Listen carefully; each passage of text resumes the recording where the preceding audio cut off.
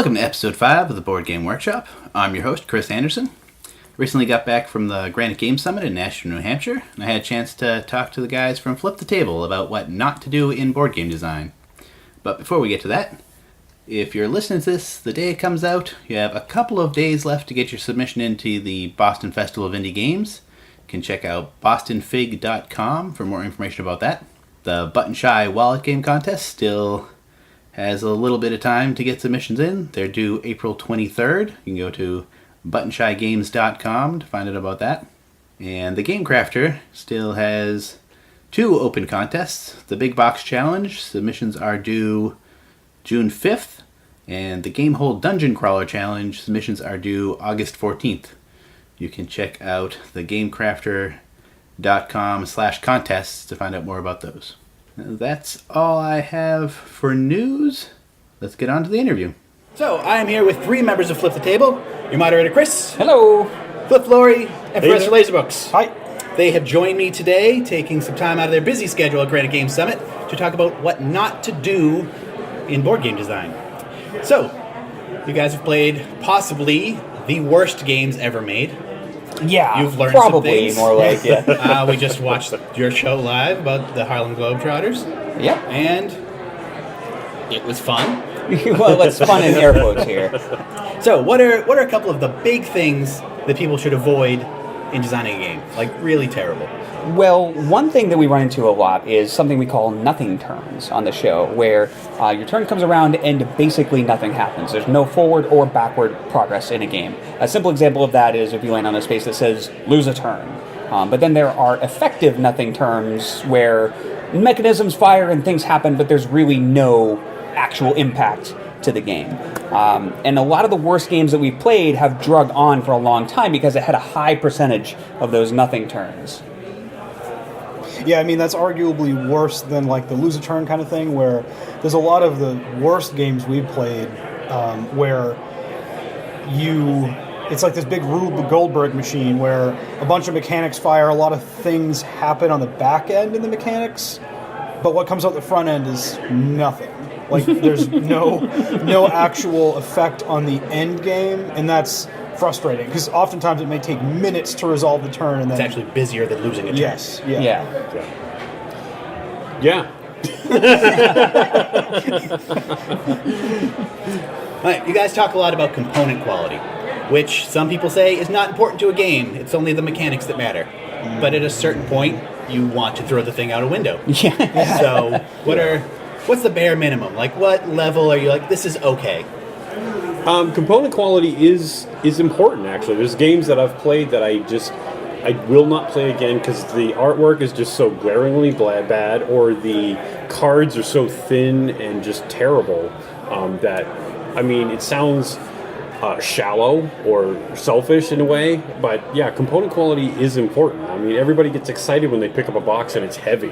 You know, it could have 1,000 wooden bits, and those wooden bits could do nothing. But I know it's almost like a primal thing. But yeah, component quality can be important. It can make or break a game in my eyes. Yeah. To me, it has, in terms of design, it has a lot to do with the intuitiveness of the game. If the component quality is good, it doesn't just have to be like made of good quality stuff, but it should be designed in such a way that hints at the mechanics, or what is this, and how is it used? How does it interlock with the mechanics? It should help. The components should help in understanding how the game's played and playing the game, and that's kind of the best case scenario. But at a worst case scenario, I'd say, or minimum, I agree with Flip. I mean, they at least have to be durable. They have to be pleasing to the eye.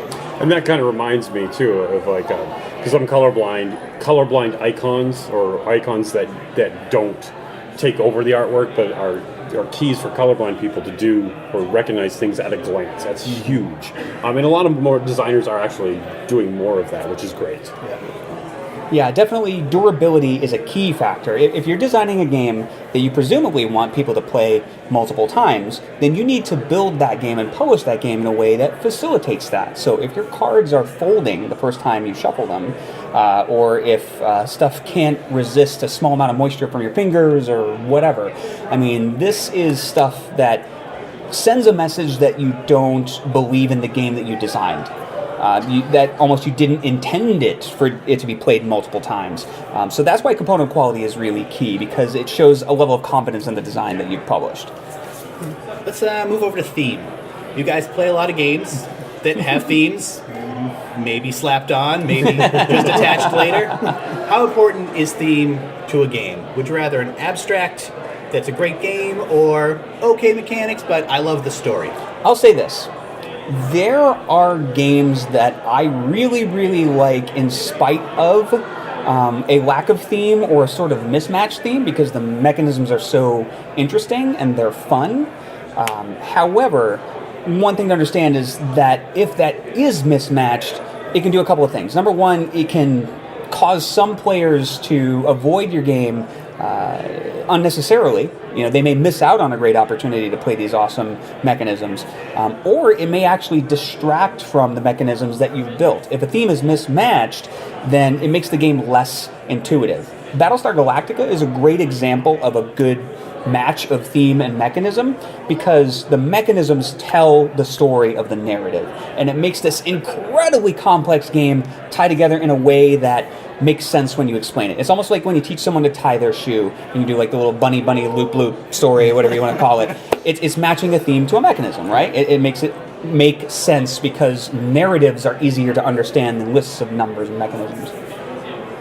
Yeah, and we play games with theme like on every part of that spectrum, as far as dripping with theme and little mechanics, or great mechanics and no theme at all.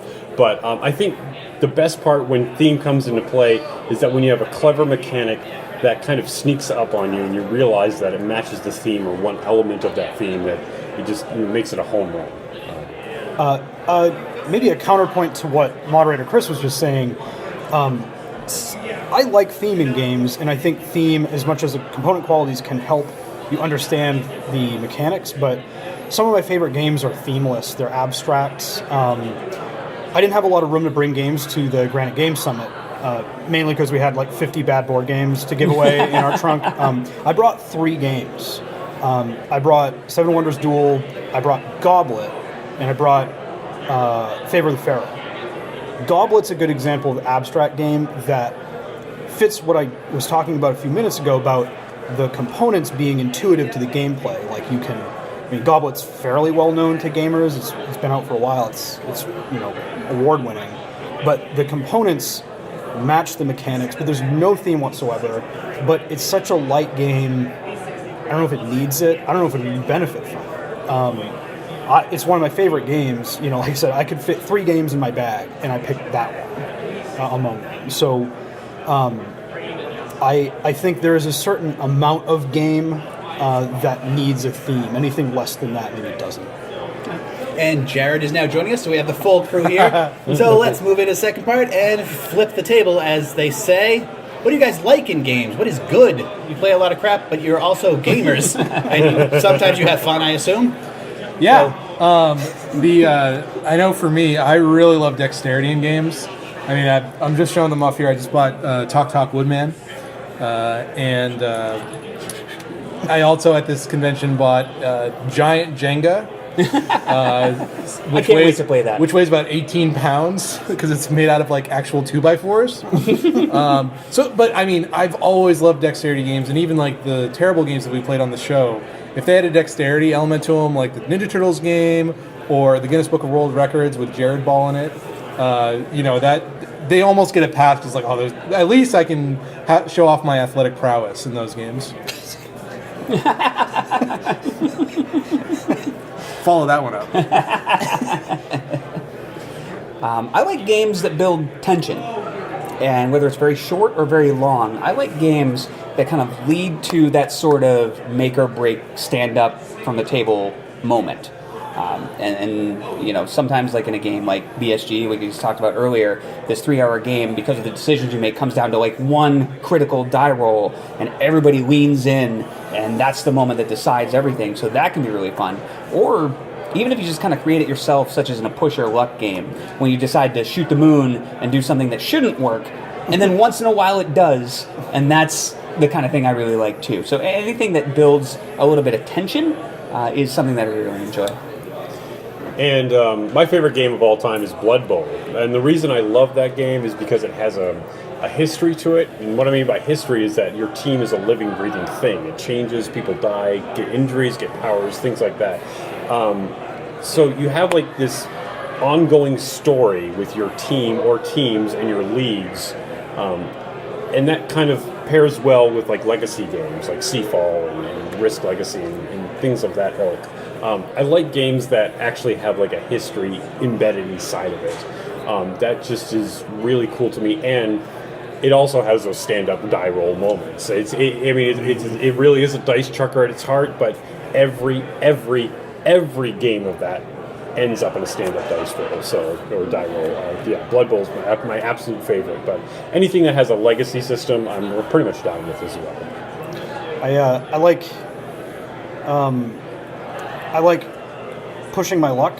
A lot of people hate that, and I totally understand that, but I like push your luck type games. I tried about a year ago, Dead Man's Draw. Great little compact game, plays in 10 or 15 minutes, and that's basically just push your luck, the card game.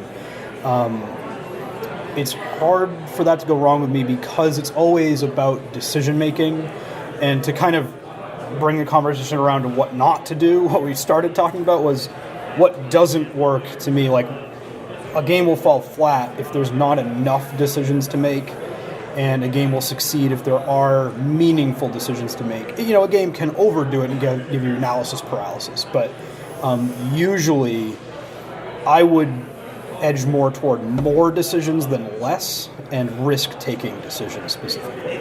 Cool. We're almost out of time here, so is there anything you guys have coming up you want to promote or talk about, or you're on your farewell tour now, so that's right. We're all Flip sad the to see you Table go. is wrapping up very soon. We will be up to about 112 episodes, or 111. I lose count sometimes. But we will be airing our last episode in July. We've got some really special stuff lined up, including the live show from here at Granite Game Summit, which will be airing at the end of April sometime. So we've got that going on. You can also visit us on our social media, which we're going to keep open beyond the life of the show. So on our Facebook group, on Twitter @TableFlipsU. You can visit tableflipsu.com to find all those links. And we are going to be selling some of the games from our vault to benefit Extra Life and Children's Miracle Network. You'll be able to find out about those auctions on our social media. So you join us on Facebook, join us on Twitter, join us on BGG, and we'll get the word out. Yeah, the moderator's Twitter handle is a good place to find that. Facebook. I run the eBay auctions for that. My Twitter handle is Prof Laserbooks. And we raised a ton of money on that last year, and Jared's kind of the leader of that thing. How much money we raised last year? What are we trying to beat this year? 10,000. Over 10,000 locally. Our team, I think, across the country did 15,000 or so. So that's like the overall goal. So 2 goals we're trying to hit this year. So it should be a lot of fun. Absolutely, and like Chris mentioned, after the podcast winds down, we're all still going to be really involved with the gaming community, and we're going to, it's in our bones. We're going to be out there, we're going to be doing stuff, and Flip the Table definitely is going to continue on. The cheese lives on. It's because we left it out too long, exactly. And now it's become sentient, and it's walking away. That's not too far from the truth. No. Well, awesome. Thank you for joining me, guys, and enjoy the rest of the convention. Thank you so much. Thank you. That does it for this episode of the Board Game Workshop. If you want to find the show notes, you can go to theboardgameworkshop.com. If you want to send any questions or comments, send them to theboardgameworkshop@gmail.com.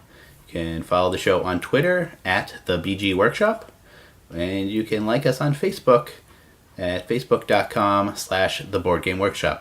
If you want to follow me on Twitter, I'm @BlueCubeBGS. Thank you for listening.